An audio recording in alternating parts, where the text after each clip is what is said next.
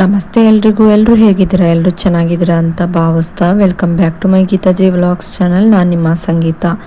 ಈ ಒಂದು ವಿಡಿಯೋದಲ್ಲಿ ಕೆಲವೊಂದಿಷ್ಟು ಕನಸುಗಳು ನಮಗೆ ಕಂಡಾಗ ಅದರಿಂದ ಆಗುವಂಥ ಲಾಭಗಳೇನು ಅಥವಾ ಅದರಿಂದ ಸಿಗುವಂಥ ಶುಭ ಸೂಚನೆಗಳೇನು ಅಥವಾ ಅಶುಭ ಸೂಚನೆಗಳೇನು ಎನ್ನುವುದನ್ನು ತಿಳ್ಕೊಳ್ಳೋಣ.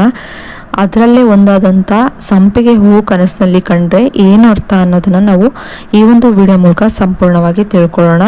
ವಿಡಿಯೋವನ್ನು ಎಲ್ಲೂ ಕೂಡ ಸ್ಕಿಪ್ ಮಾಡದೆ ನೋಡೋದ್ರಿಂದ ಇದ್ರ ಬಗ್ಗೆ ಸಂಪೂರ್ಣವಾದ ಮಾಹಿತಿಯನ್ನು ನೀವು ಪಡ್ಕೋಬಹುದಾಗಿರುತ್ತೆ. ಇನ್ನು ಕನಸಿನಲ್ಲಿ ಸಂಪಿಗೆ ಹೂವು ಏನಾದರೂ ಕಾಣಿಸ್ಕೊಳ್ಳೋದು ಅಥವಾ ಸಂಪಿಗೆ ಹೂವನ್ನ ಕಿತ್ತು ನಾವು ಅದರ ಒಂದು ಸುವಾಸನೆಯನ್ನು ಸವಿದು ನಂತರ ಅದನ್ನು ನಾವೇನಾದರೂ ಮುಡಿಗೆ ಮುಡ್ಕೊಂಡ್ರೆ ಏನೆಲ್ಲ ಲಾಭಗಳು ನಮಗೆ ಸಿಗುತ್ತೆ ಜೀವನದಲ್ಲಿ ಅನ್ನೋದನ್ನು ತಿಳ್ಕೊಳ್ಳೋಣ. ಕನಸಿನಲ್ಲಿ ಸಂಪಿಗೆ ಹೂವು ಕಾಣಿಸಿಕೊಳ್ಳೋದು ಸಾಮಾನ್ಯವಾಗಿ ಅತ್ಯಂತ ಶುಭ ಮತ್ತು ಸಕಾರಾತ್ಮಕ ಸಂಕೇತ ಅಂತ ಕೂಡ ಹೇಳಲಾಗುತ್ತೆ. ಸ್ವಪ್ನಶಾಸ್ತ್ರದ ಪ್ರಕಾರ ಇದರ ವಿವಿಧ ಅರ್ಥಗಳನ್ನು ನಾವು ಈಗ ತಿಳ್ಕೊಳ್ತಾ ಹೋಗೋಣ. ಮೊದಲನೇದಾಗಿ ಜೀವನದಲ್ಲಿ ಸಂತೋಷ. ಸಂಪಿಗೆ ಹೂವು ತನ್ನ ಗಾಢವಾದ ಸುಗಂಧಕ್ಕೆ ಹೆಸರುವಾಸಿ ಅಂತಲೇ ಹೇಳಬಹುದು. ಕನಸಿನಲ್ಲಿ ಈ ಹೂವು ಕಂಡ್ರೆ ನಿಮ್ಮ ಜೀವನದಲ್ಲಿ ಸಂತೋಷ, ನೆಮ್ಮದಿ ಮತ್ತು ಸುಖದ ದಿನಗಳು ಬರಲಿದೆ ಎಂದರ್ಥ ಆಗಿರುತ್ತೆ. ನಿಮ್ಮ ಮನಸ್ಸಿಗೆ ಆಹ್ಲಾದ ನೀಡುವಂತಹ ಘಟನೆಗಳು ಮುಂದಿನ ದಿನಗಳಲ್ಲಿ ನಡೆಯಬಹುದು ಎಂಬುದರ ಸೂಚನೆಯಾಗಿರುತ್ತೆ. ಇನ್ನು ಎರಡನೇದಾಗಿ ಆಧ್ಯಾತ್ಮಿಕ ಬೆಳವಣಿಗೆ. ನೀವು ಆಧ್ಯಾತ್ಮದಲ್ಲಿ ಏನಾದರೂ ಮುಂದುವರಿತಿದ್ರೆ ಅಥವಾ ಆಧ್ಯಾತ್ಮದಲ್ಲಿ ಬೆಳವಣಿಗೆಯನ್ನು ನೋಡಬೇಕು ಅಂತಿದ್ರೆ ನೀವು ಈ ರೀತಿಯ ಕನಸನ್ನೇ ಏನಾದರೂ ನೀವು ಕಂಡಿದ್ರೆ ನಿಜವಾಗ್ಲೂ ಕೂಡ ನೀವು ಅದೃಷ್ಟವಂತರು ಅಂತಲೇ ಹೇಳ್ಬೋದಾಗಿರುತ್ತೆ. ಯಾಕಂದರೆ ಸಂಪಿಗೆ ಹೂವು ದೇವತೆಗಳಿಗೆ ಪ್ರಿಯವಾದದ್ದಾಗಿರೋದ್ರಿಂದ ಇದು ನಿಮ್ಮಲ್ಲಿ ಆಧ್ಯಾತ್ಮಿಕ ಆಸಕ್ತಿಯನ್ನು ಹೆಚ್ಚಿಸುವುದನ್ನು ಅಷ್ಟೇ ಅಲ್ಲದೆ ದೈವಿಕ ಅನುಗ್ರಹ ನಿಮ್ಮ ಮೇಲಿದೆ ಎಂಬುದನ್ನು ಕೂಡ ಸೂಚಿಸುತ್ತೆ ಅಂತಲೇ ಹೇಳ್ಬಹುದು. ಅಂದರೆ ನೀವು ಆಧ್ಯಾತ್ಮದಲ್ಲಿದ್ದೀರಿ ಅಂದರೆ ನಿಮ್ಮ ಒಂದು ಆಧ್ಯಾತ್ಮಕ್ಕೆ ಸಂಬಂಧಿಸಿದಂಥ ನೀವು ಯಾವುದೇ ಒಂದು ಗುರುಗಳನ್ನಾಗಲಿ ಅಥವಾ ದೇವಿಯನ್ನಾಗಲಿ ಅಥವಾ ದೇವತೆಗಳನ್ನಾಗಲಿ ಪೂಜಿಸ್ತಿದ್ರೆ ಆ ಒಂದು ದೇವಿ ದೇವತೆಗಳ ಅಥವಾ ಗುರುಗಳ ಅನುಗ್ರಹ ನಿಮ್ಮ ಮೇಲಿದೆ ಅನ್ನೋದರ ಸಂಕೇತ ಈ ಒಂದು ಹೂ ಕನಸಿನಲ್ಲಿ ಕಾಣಿಸ್ಕೊಳ್ಳೋದ್ರಿಂದ ಕೂಡ ಅಂತಲೇ ಹೇಳಬಹುದಾಗಿರುತ್ತೆ. ಇನ್ನು ಮೂರನೇದಾಗಿ ಯಶಸ್ಸು ಮತ್ತು ಪ್ರಗತಿ. ನೀವು ಹಮ್ಮಿಕೊಂಡಿರುವಂಥ ಯಾವುದೇ ರೀತಿಯ ಕೆಲಸಗಳಲ್ಲಿ ಜಯ ಸಿಗುವ ಸಾಧ್ಯತೆ ಇರುತ್ತೆ ಅಂತ ಒಂದು ಸೂಚನೆ ಆಗಿರುತ್ತೆ. ವಿಶೇಷವಾಗಿ ವ್ಯಾಪಾರ ಅಥವಾ ವೃತ್ತಿ ಜೀವನದಲ್ಲಿ ಉತ್ತಮ ಗೌರವ ಮತ್ತು ಕೀರ್ತಿ ಲಭಿಸುವ ಮುನ್ಸೂಚನೆ ಆಗಿರುತ್ತೆ ಅಂತಲೇ ಹೇಳ್ಬಹುದಾಗಿರುತ್ತೆ.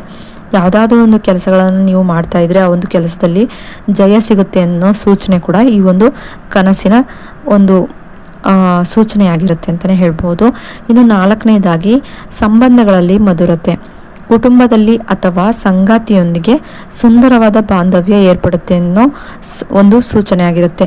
ಮುನಿಸುಗಳಿದ್ರೆ ಅಥವಾ ಅವರು ನಿಮ್ಮ ಜೊತೆ ಮಾತಾಡ್ತಿಲ್ಲ, ದೂರ ಆಗಿದ್ದಾರೆ ಅಂದರೆ ಅವರು ನಿಮ್ಮ ಜೊತೆ ಮಾತಾಡ್ತಾರೆ, ಹಾಗೆ ಅವರ ಮಧ್ಯ ಇರುವಂತಹ ಪ್ರೀತಿ ಹೆಚ್ಚಾಗುತ್ತೆ ಅನ್ನೋದರ ಸಂಕೇತ ಆಗಿರುತ್ತೆ. ಇನ್ನು ಯಾವ ರೀತಿಯಾಗಿ ಈ ಒಂದು ಹೂವು ಕಂಡ್ರೆ ಏನು ಫಲಗಳು ಅನ್ನೋದನ್ನು ನೋಡೋಣ. ಮೊದಲನೇದಾಗಿ ಒಂದು ಸಂಪಿಗೆ ಮರದಲ್ಲಿ ಹೂ ಬಿಟ್ಟಿರೋದನ್ನು ನೀವು ಕಂಡ್ರೆ ಅದು ಹೊಸ ಆರಂಭ ಅಥವಾ ಶುಭವಾರ್ತೆಯನ್ನು ಕೇಳುವುದರ ಸಂಕೇತ ಆಗಿರುತ್ತೆ ಅಂತಲೇ ಹೇಳ್ಬೋದು. ಇನ್ನು ಎರಡನೇದಾಗಿ ಹೂವು ಮುಡಿಯುವುದನ್ನು ಅಂದರೆ ಆ ಹೂವನ್ನು ಕಿತ್ತು ನೀವೇ ಮುಡ್ಕೊಳ್ಳೋದು ಅಥವಾ ಬೇರೆ ಯಾರಾದರೂ ಸ್ತ್ರೀಯರು ಆ ಹೂವನ್ನು ಕಿತ್ತು ಮುಡ್ಕೊಳ್ತಾ ಇರೋದರ ರೀತಿ ನೀವು ಕನಸಿನಲ್ಲಿ ಕಂಡ್ರೆ ಇದರ ಅರ್ಥ ಸ್ತ್ರೀಯರಿಗೆ ಸೌಭಾಗ್ಯ ಮತ್ತು ಅವರಿಗೆ ಅಂದರೆ ಯಾರೋ ಬೇರೆಯವ್ರು ಮುಡ್ಕೊಳ್ತಾ ಇರೋದನ್ನು ನೀವು ಕಂಡ್ರು ಕೂಡ ಅವರಿಗೆ ಗೌರವ ಪ್ರಾಪ್ತಿಯಾಗುತ್ತೆ ಅನ್ನೋದರ ಸಂಕೇತ ಆಗಿರುತ್ತೆ. ಇನ್ನು ಮೂರನೇದಾಗಿ ಹೂವಿನ ವಾಸನೆ ಆಘ್ರಾಣಿಸೋದು ಅಂದರೆ ಹೂವಿನ ಸುಗಂಧವನ್ನು ನಾವು ತಗೊಳ್ಳೋದು. ಆ ರೀತಿಯಾಗಿ ಏನಾದರೂ ನಾವು ಕನಸನ್ನು ಕಂಡಿದ್ರೆ ಮಾನಸಿಕ ಶಾಂತಿ ಮತ್ತು ನೆಮ್ಮದಿ ಸಿಗುತ್ತೆ ಮುಂದಿನ ದಿನಗಳಲ್ಲಿ ಅನ್ನೋದರ ಸಂಕೇತ ಆಗಿರುತ್ತೆ. ಇನ್ನು ಕನಸುಗಳು ಅರ್ಥವು ವ್ಯಕ್ತಿಯ ಜೀವನದ ಪರಿಸ್ಥಿತಿ ಮತ್ತು ನಂಬಿಕೆಗಳ ಮೇಲೆ ಅವಲಂಬಿತವಾಗಿರೋದ್ರಿಂದ ಇದನ್ನು ಒಂದು ಸಕಾರಾತ್ಮಕ ಮುನ್ಸೂಚನೆಯಾಗಿ ತೆಗೆದುಕೊಳ್ಳೋದು ಉತ್ತಮ ಅಂತಲೇ ಹೇಳಬಹುದಾಗಿರುತ್ತೆ. ಇನ್ನು ನಿಮ್ಮ ಕನಸಿನಲ್ಲಿ ಸಂಪಿಗೆ ಹೂವು ಯಾವ ಸಂದರ್ಭದಲ್ಲಿ ಬಂದಿತ್ತು ಅಂತ ತಿಳ್ಕೊಂಡು ಅದರ ಅರ್ಥವನ್ನು ಕೂಡ ತಿಳ್ಕೊಂಡು ನೀವು ಅದನ್ನು ಅಳವಡಿಸ್ಕೊಂಡು ಹೋಗ್ಬೋದಾಗಿರುತ್ತೆ.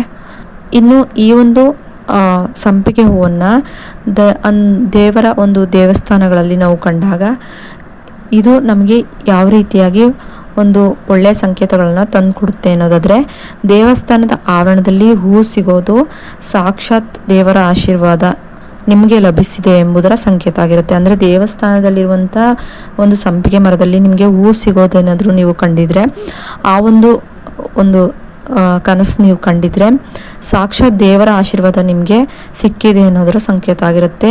ಹಾಗೆ ನೀವು ಯಾವುದೇ ರೀತಿಯ ಕೆಲಸಗಳನ್ನು ಕೈಗೊಂಡ್ರೂ ಕೂಡ ಅದರಲ್ಲಿ ದೈವ ಫಲ ನಿಮ್ಮೊಂದಿಗೆ ಇರುತ್ತೆ ಅನ್ನೋದಾಗಿರುತ್ತೆ. ಇನ್ನು ಮನದ ಆಸೆಗಳು ಕೂಡ ಈಡೇರುತ್ತೆ. ಹೂವನ್ನು ಕಿತ್ತು ಮುಡಿಯೋದು ಅಂದರೆ ದೀರ್ಘಕಾಲದ ಆಸೆಯೊಂದು ಶೀಘ್ರದಲ್ಲೇ ನೆರವೇರಲಿದೆ ಎಂಬುದರ ಅರ್ಥ ಆಗಿರುತ್ತೆ. ಸ್ತ್ರೀಯರಿಗೆ ಇದು ಸೌಭಾಗ್ಯ ವೃದ್ಧಿಯ ಸಂಕೇತವಾಗಿದ್ದು ಕುಟುಂಬದಲ್ಲಿ ಮಂಗಳ ಕಾರ್ಯಗಳು ನಡೆಯುವ ಸಾಧ್ಯತೆಗಳು ತೋರಿಸುತ್ತೆ. ಇನ್ನು ಕೀರ್ತಿ ಮತ್ತು ಗೌರವವನ್ನು ಹೆಚ್ಚಿಸುತ್ತೆ. ಸಂಪಿಗೆಯ ಸುಗಂಧವನ್ನು ಆಘ್ರಾಣಿಸುವುದು ನಿಮ್ಮ ವ್ಯಕ್ತಿತ್ವಕ್ಕೆ ಸಮಾಜದಲ್ಲಿ ಗೌರವ ಸಿಗುವುದನ್ನು ಸೂಚಿಸುತ್ತದೆ. ನಿಮ್ಮ ಒಳ್ಳೆಯ ಕೆಲಸಗಳಿಂದಾಗಿ ನಿಮ್ಮ ಹೆಸರು ಎಲ್ಲೆಡೆ ಪಸರಿಸಲಿದೆ ಎಂಬುದರ ಸಂಕೇತ ಆಗಿರುತ್ತೆ. ಇನ್ನು ಮಾನಸಿಕವಾಗಿ ಶಾಂತಿ. ಹೂವಿನ ಸುಗಂಧವು ಕನಸಿನಲ್ಲಿ ಆನಂದ ನೀಡಿದರೆ ಅದು ನಿಮ್ಮ ಮನಸ್ಸಿನ ಮೇಲಿರುವಂತಹ ಒತ್ತಡಗಳನ್ನು ದೂರವಾಗಿ ನೆಮ್ಮದಿಯ ಜೀವನವನ್ನು ನಿಮ್ಮದಾಗಿಸಲಿದೆ ಎಂಬುದರ ಸಂಕೇತವಾಗಿರುತ್ತೆ. ಇನ್ನು ಈ ವಿಡಿಯೋ ಏನಾದರೂ ನಿಮಗೆ ಇಷ್ಟ ಆಯಿತು ಅನ್ನೋದಾದರೆ ನನ್ನ ಗೀತಾಜಿ ವ್ಲಾಗ್ಸ್ ಚಾನಲ್ನ ಸಬ್ಸ್ಕ್ರೈಬ್ ಮಾಡ್ಕೊಂಡು ವಿಡಿಯೋ ನೋಡಿ. ಸಬ್ಸ್ಕ್ರೈಬ್ ಪಕ್ಕ ಬೆಲ್ ಐಕನ್ ಬಟನ್ ಇರುತ್ತೆ, ಅಲ್ಲಿ ಆಲ್ ಆಪ್ಷನ್ ಮೇಲೆ ಕ್ಲಿಕ್ ಮಾಡಿದ್ರೆ ನಾನು ಯಾವುದೇ ರೀತಿ ವಿಡಿಯೋ ಮಾಡಿ ಅಪ್ಲೋಡ್ ಮಾಡಿದ್ರು ಕೂಡ ನಿಮಗೆ ನೋಟಿಫಿಕೇಷನ್ ಮೂಲಕ ಮೊದಲು ಬಂದು ತಲುಪುತ್ತೆ. ಆಗ ನೀವು ನನ್ನ ವಿಡಿಯೋಗಳನ್ನ ಮಿಸ್ ಮಾಡದೆ ನೋಡಬಹುದಾಗಿರುತ್ತೆ. ಇನ್ನು ವಿಡಿಯೋ ನೋಡಿದ್ದಕ್ಕಾಗಿ ಥ್ಯಾಂಕ್ ಯು ಫಾರ್ ವಾಚಿಂಗ್.